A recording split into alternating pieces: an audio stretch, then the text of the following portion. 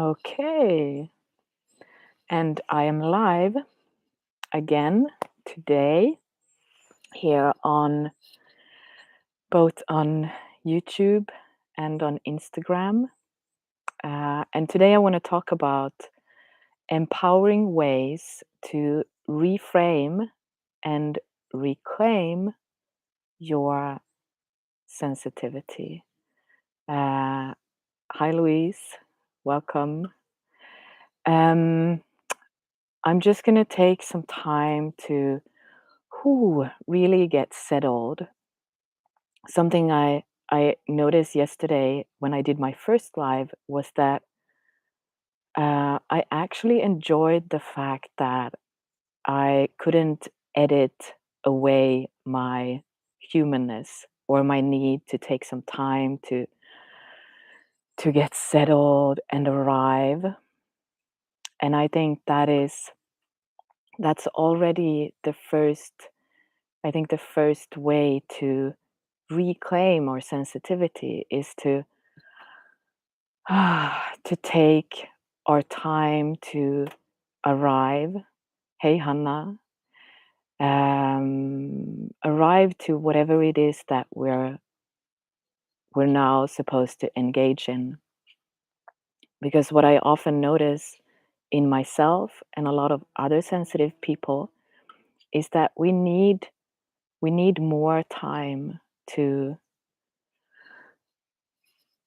arrive, to settle, to feel that this is where I am in this moment. This is what I'm now supposed to, or not supposed to, but this is what I now want to engage in. And and to really be able to be here, fully be here, we need to take that time to arrive.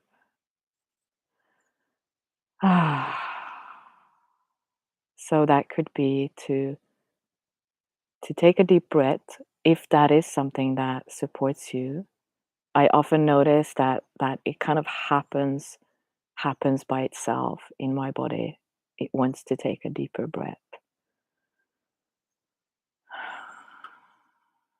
And another way is I'm going to look away from the camera, and I encourage you to look away from your phone or computer, is to look around, to orient, to where is it that I am?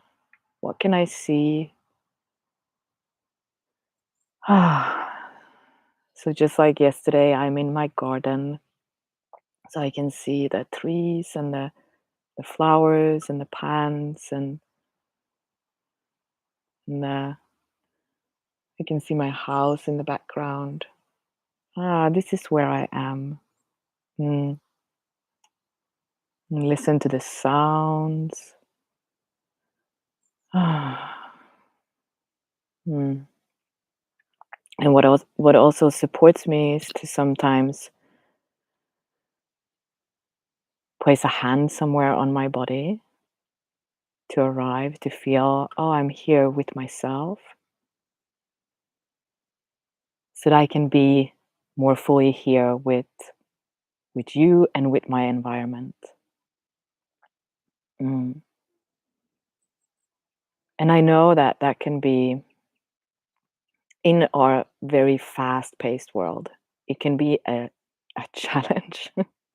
It can be a challenge to give yourself permission to be slow, to take the time that you need to arrive. Um, and that can it can be a practice to even if you're going to see other people, to tell them, wait,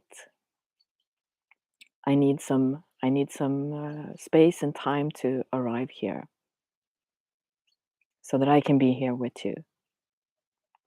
Mm. So it's interesting, this being sensitive, because there is something in us that is super fast, that just kind of very quickly takes up information from our environment. And then there is this something that is so slow, and I think that is the processing of the information. And I think that that is something that can um, easily cause overwhelm in us, because maybe because we can take in so much information so fast. We might also think that we're, hey Ida, that we're able to process that information at the same speed, but oftentimes we're not. Oftentimes our processing and arrival and metabolizing, hey Erika, metabolizing information takes so much longer than the gathering of the information. Mm. So so that's really my first sort of suggestion on how to reclaim your sensitivity is to ask yourself, what do I need? What do I need to arrive, to feel that I'm fully here? Do I need to take a step back? Do I need to look around? Do I need to listen to the environment, to touch? Do I need to touch my own body? Do I need to breathe? Mm. So I can now, when I'm sitting here, I can sense that something's happening in on the back side of my body. I can feel that even though I've been speaking, I've simultaneously taken my time to arrive. These are just words that are coming in the moment. I can feel that there was that there was almost this feeling of settling into the back of my body, into the back of my head. My throat is softening. Mm. Hmm. So to reframe sensitivity, um,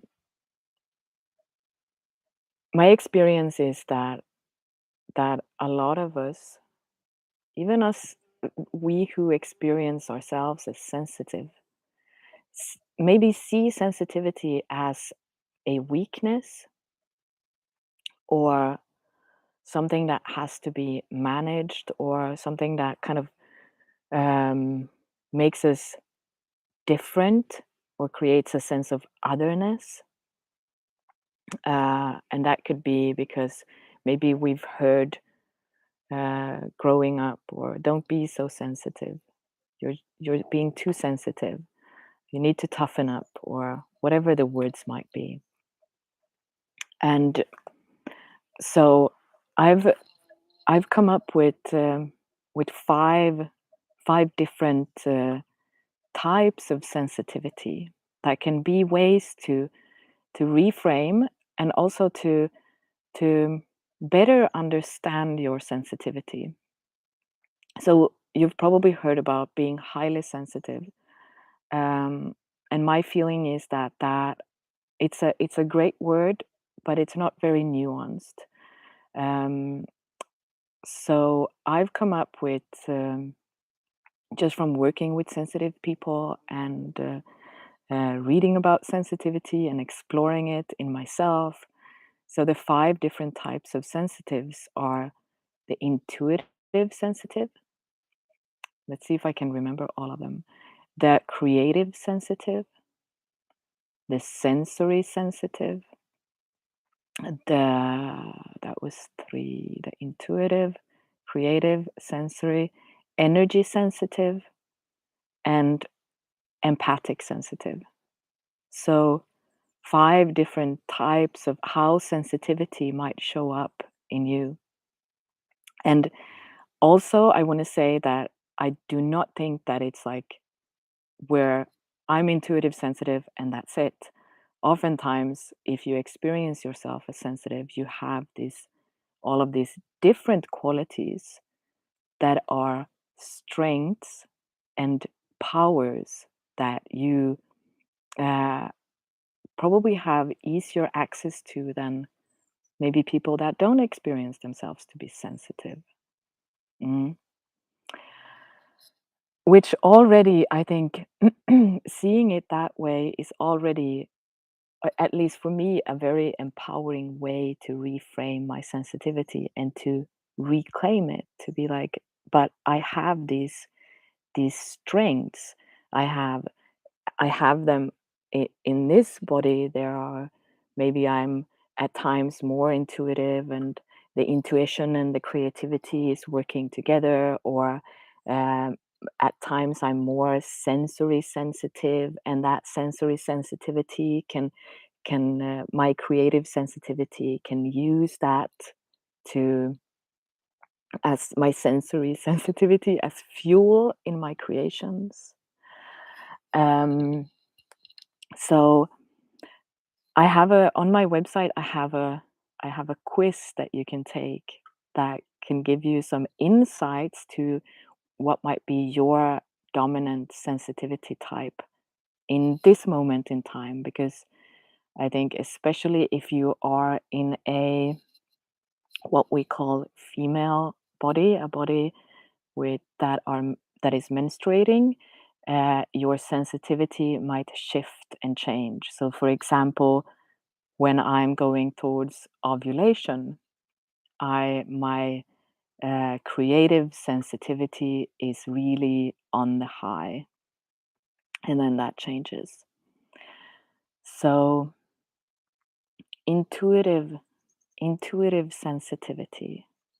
Um, so what is that? We all You probably already have a sense of intuition, that that knowing that you can sense things that maybe others um, miss. So you can kind of you have a gut feeling of how to navigate through life. And I actually think that there are, are at least two different types of intuition.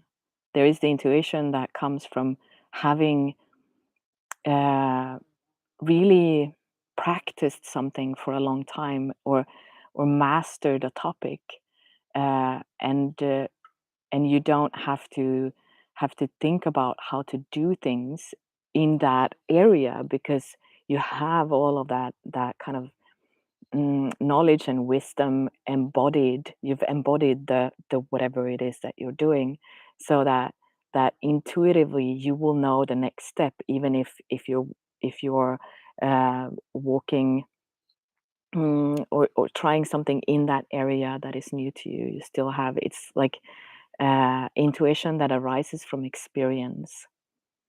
And usually it's when we've tapped into that for a while, it gets easier to use it. We don't question it as much because we already have experience of it.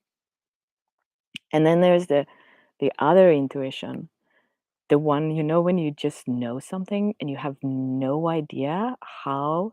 It's just, you just know it because you can feel it in your it might be that you have a felt sense in your body, or you get uh, an intuitive message. What might be that it can be through an image, or uh, just a voice in your head.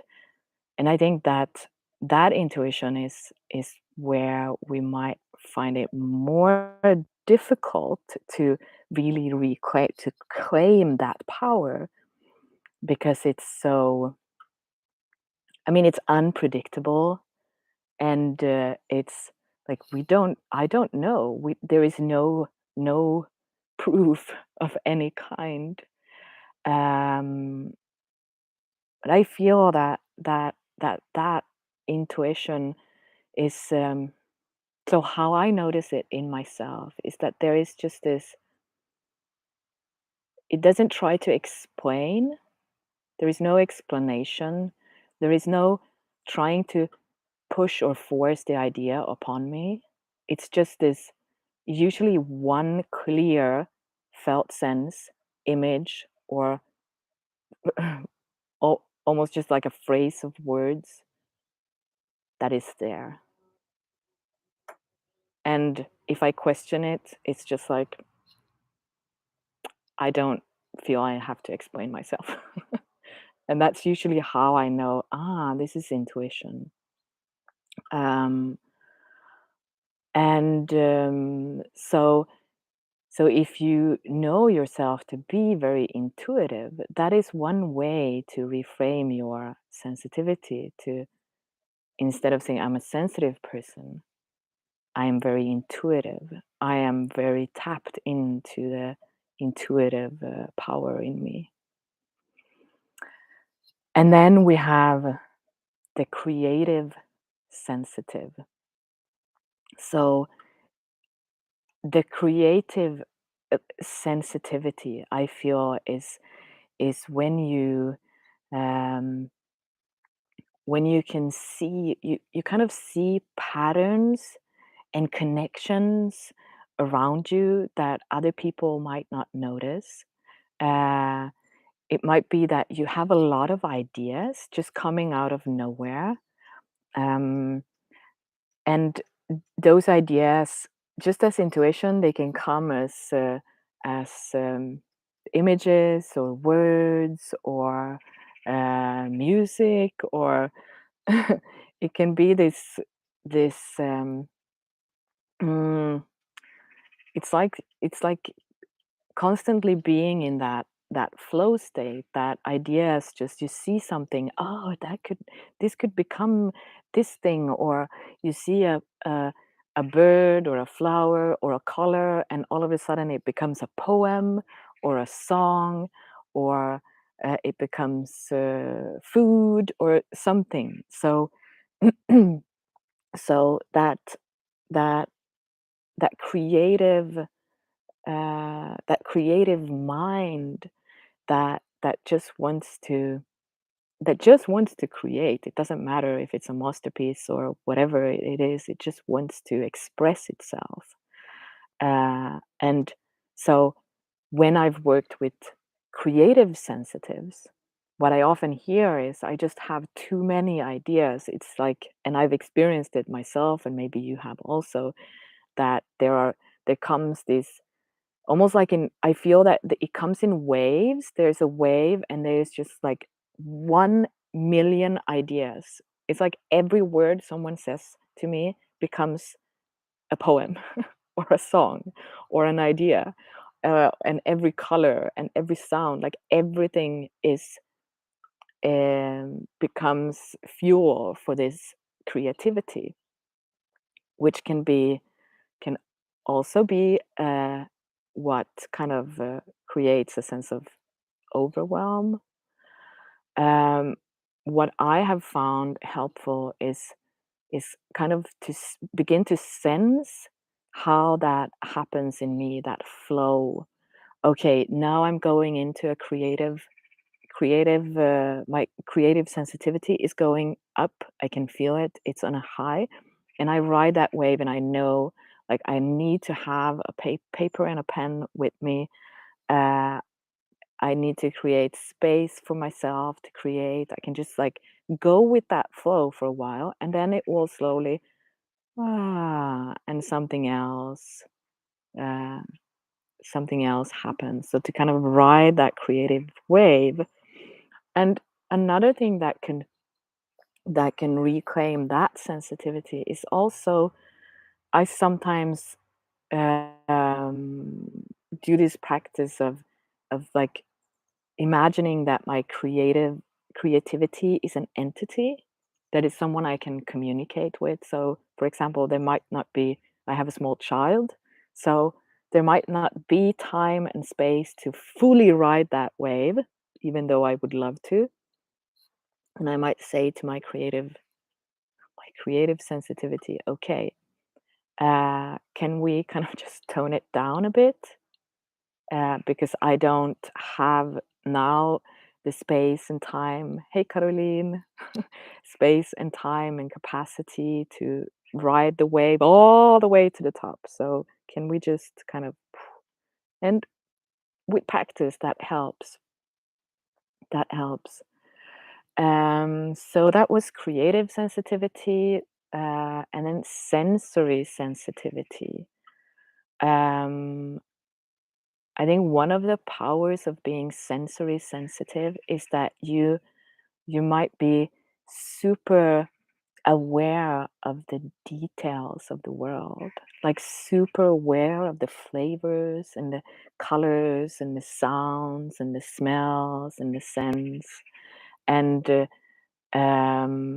so one thing that you might have heard if you're a sensory sensitive is that you're picky, but picky can be a good thing because if you might have the ability to really choose fabrics and colors that go together that feels juicy to be around, and you might have like naturally in you the ability to create really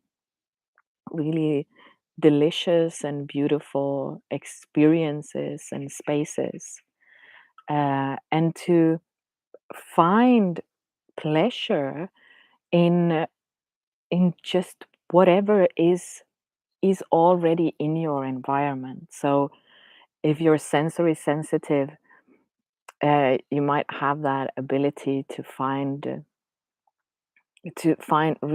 deep pleasure in just looking at a color of a flower, or tasting food, having a sip of a drink, or um, yeah, whatever.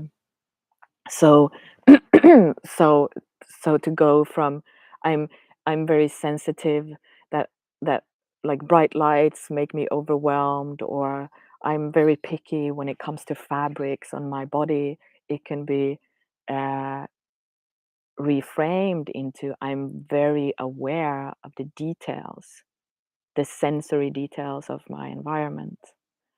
Um, Yeah, sensory sensitivity. Is there anything else I want to say? This is going to be a long, long live. I thought I was going to be on for like 15 minutes. Uh, I do kind of have to learn that I am slow, and once I get started, it's difficult to stop. Sensory sensitive, intuitive, and creative, and energy sensitive. So that is really, I think, I'm I'm your question. I'm this time. Yeah. To be energy sensitive, I think that could be. I don't know. One of maybe. Thank you, Ida. One of the maybe more.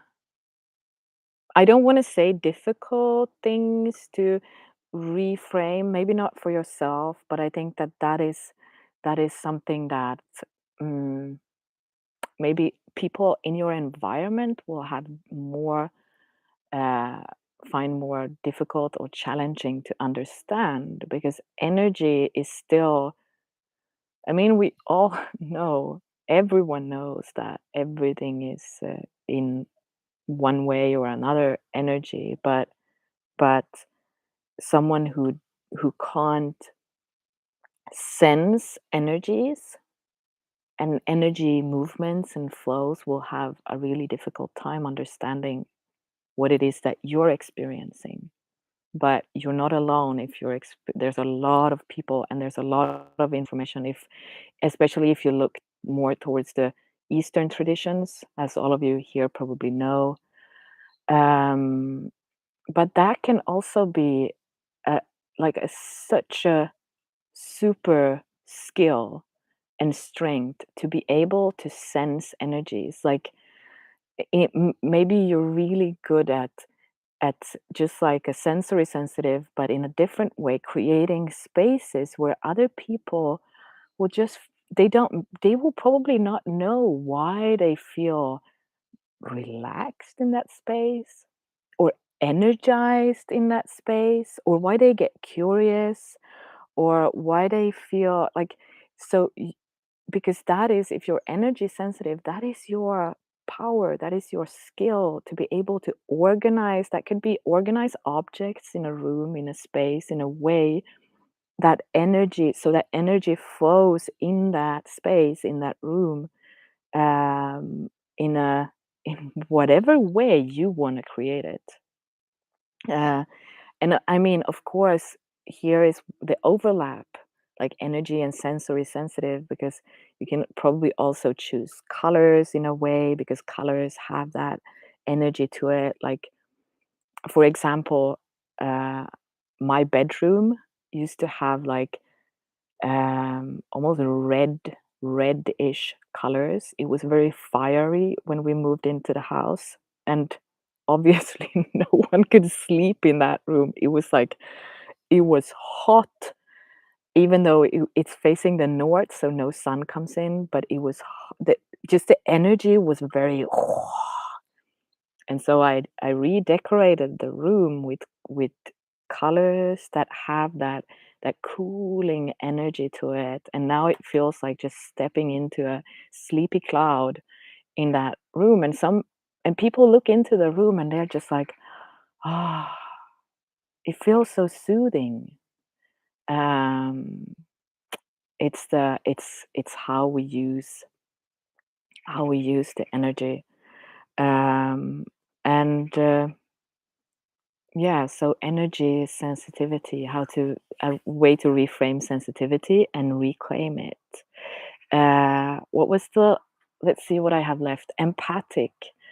So to be an empath, I just heard something the other day that I want to dive deeper into. I'm not going to do it today, but that oftentimes when we're empathic sensitives, we're really tuned into the pain and the suffering, but have more s- difficulty tuning into the pleasure and the joy, and the just the deliciousness, the more sort of expanding or uplifting experiences.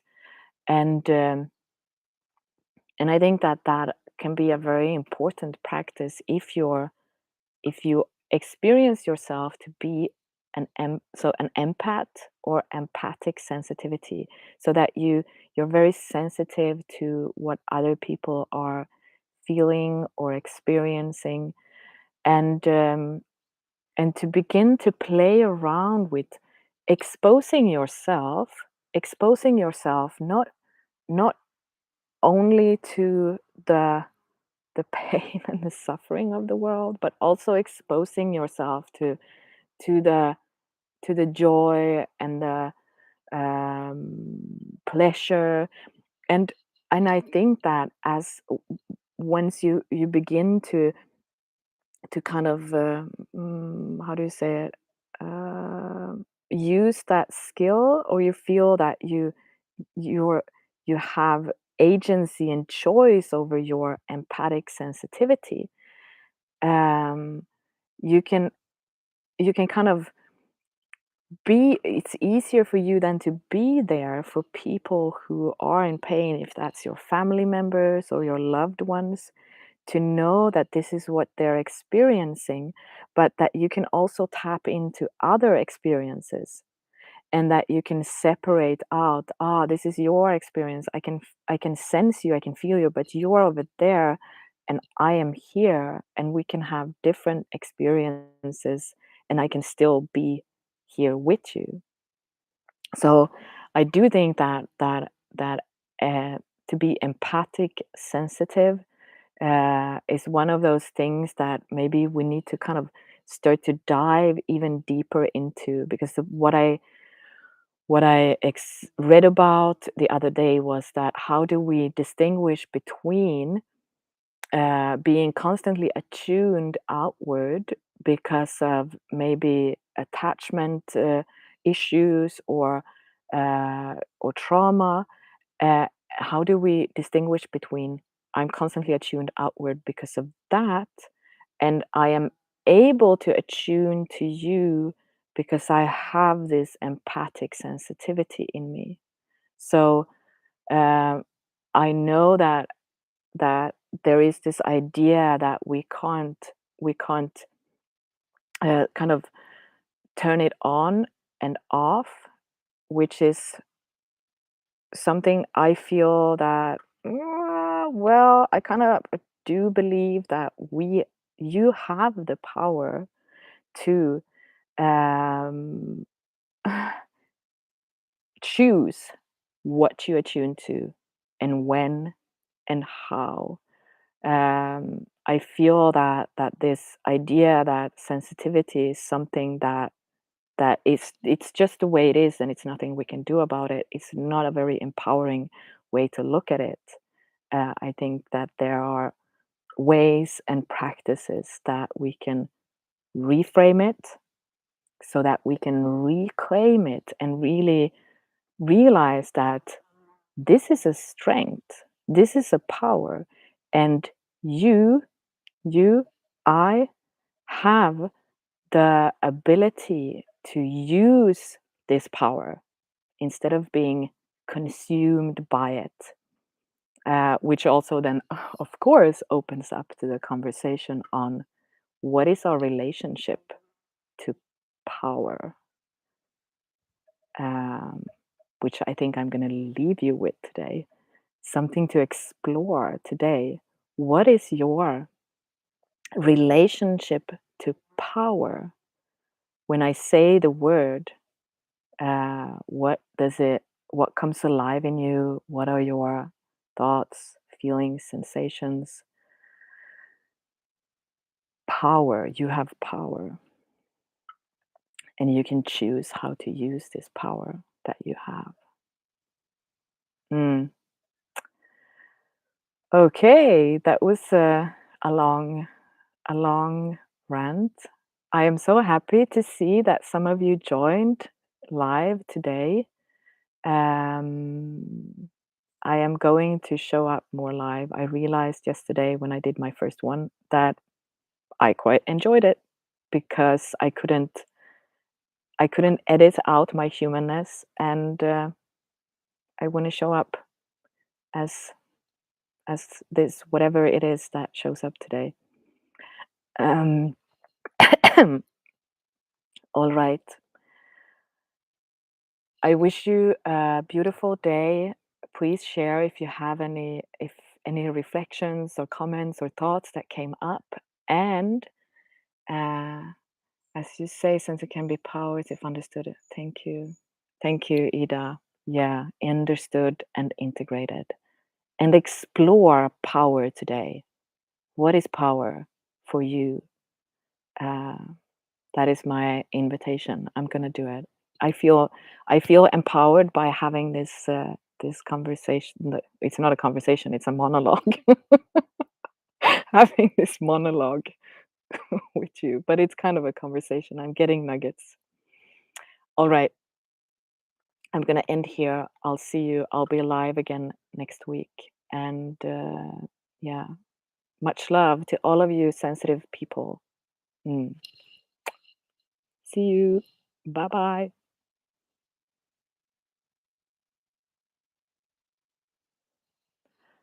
Mm.